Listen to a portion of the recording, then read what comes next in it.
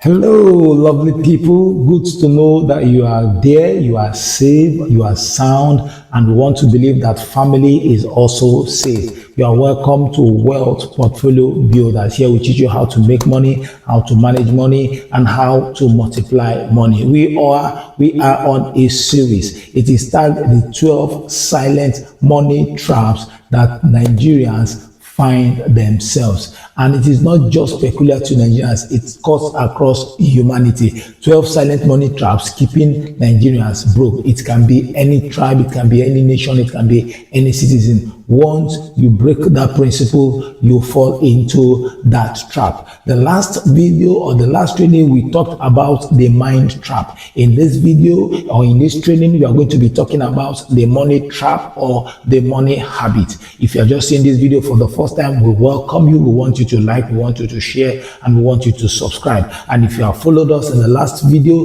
we congratulate you. If you are seeing this video for the first time, we want you to do something. We want you to pause. We are going to wait for you. I want you to go back to watch part 1 of this video so that you will understand where we are coming from, you will appreciate it, and you will key into our philosophy. We are waiting for you, and we will be right back.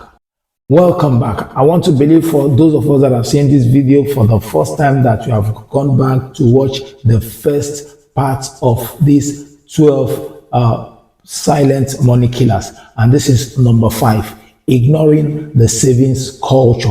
It must be embedded. It must be something that we must learn. It must be a discipline that we must inculcate ourselves into. I want you to take savings as part of the bill. As money is coming in, apportion it as a bill. It is something that comes before you spend, not after you are spending, then you're not looking for what to save. Savings is your seed capital. It is what you save today. SAFE will save you tomorrow. So savings should be your seed capital. As long as you are gathering, no matter how small, over time you can now invest. See, when you don't save, that means you don't have options. And when you don't have options, that means you are trapped, and you cannot be a follower of Wealth Portfolio Builder, and you are trapped. In Jesus' name, we break every imprisonment, we break every bondage. So you must do your due diligence.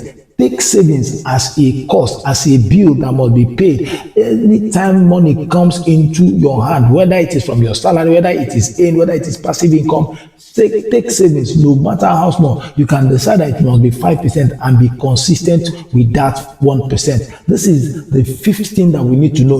This time around, we are dealing with the money trap. So you must learn how to manage the traps that are being set here and there by money.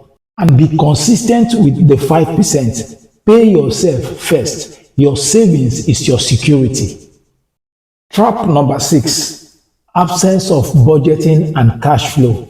Yes, you heard me. So many of us, we cannot be able to sit down at the beginning of the month or at the end of the month to account the money that came into our hand the previous week or the previous month or the previous quarter. You see companies, they give quarterly report. You see companies, you see at the end of the year, Nigeria is giving their budget. You are complaining that Nigerian budget and this. Meanwhile, your own personal budget, you can't give. And when you are not a good budgeter, it will be difficult for you to be a good manager. Budget is not a punishment. Budget tells you where your money is going, and you will be able to track and monitor where your money goes, and you can be able to call back the ones that you don't want to go where you don't want it to be. It's not a punishment. It is not trying to strangulate your activities. No, it is trying to make you to be orderly, trying to give you guide towards how you spend your money per season, per time, per month. Then you can be able to say, okay, this is my cash flow, this is what comes in, and this is how my money goes, and this is where my money goes. Some of us watching me, looking at me, we cannot authoritatively give the places our money has gone to, or where our money go to every month or even every week. You just wake up in the morning, you have 10,000 naira, you put in your pocket, you have 1,000 naira, you put in your money in your pocket, and you just go in and come back without being able to say. That is a trap we need to master, and we need to do what? Conquer. And here is trap number 7. Ignoring goal setting. So many times when money come into our pocket, we blow it, we spend it, we lavish it because there is no goal setting. You wake up from January to December, there is no goal setting. Some of us, our goal setting is December. We are going back, we are traveling, we are going to paint the city, we are going to paint the town red. That is not a goal. You need to sit down and say, this is my goal. This year, I want to buy 2 plots of land. I want to acquire 2 plots of land. This year, I want to go into the stock market and I want to buy XYZ stock, and I want to have this number of units of stock in this company and in that company. That is a goal. Then goal sets urgency. Then you say, okay, what do I do in order to get XYZ quantity of stock of XYZ company? Then there is a target, then there is passion, then there is urgency. Then you can now run with division. He said, make it plain, let him that readeth run. So when you set a goal, you begin to follow that goal. I want to learn one trade, I want to do one investment, I want to go and polish my financial knowledge about it. You set goals. If it is where money is needed to do that, you do that. If it is where you need to acquire it by learning, you do that. It is where you need to sit down and you just need to set goals. And when you don't set that money goal, money comes, money goes. They call it free in.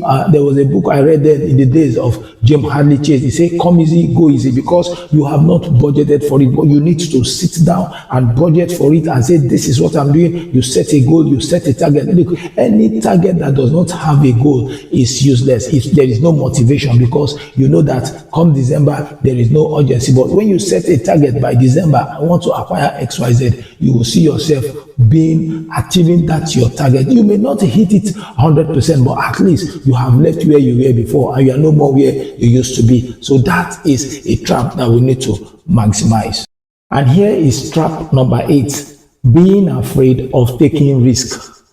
So many people are afraid of taking risk. It's like a baby that wants to walk and is afraid of standing. That child will not grow. We all had that experiences when we were growing up. We know we started by lying. A baby lies down, and the next thing the baby is sitting, and the next thing the baby is crawling, and the next thing the baby is standing. From there, the baby begins to walk, begins to, and before you know it, they fall, they rise, they fall. Sometimes we hit our heads on the floor. Our parents will come and guide us. That is what we are here for, the mentors. That is what the books are here to guide you. But falling is inevitable. But as long as you make up your mind, it will get to a stage you will no longer fall. So you shouldn't be afraid of taking risks. You shouldn't be averse to risk. All you just need to do is take calculated risk, and you begin to scale up little by little. So if you are able to learn how to overcome fear, then you can invest. When they say invest in stock market, you are no longer afraid because you have tested, you have seen. When they say invest in real estate, you are no longer afraid, you have tested, you have seen. When a business opportunities come, you do your due diligence, then you take your well-informed decision. Of course, prayerfully. But what we are trying to say that you need to come out of that shell. Don't remain in that shell. Otherwise, you will lose opportunities that may not come back. You will lose business partners that it may take you time and seasons again to get. So these are the next 4 money habits that is making so many people to remain broke.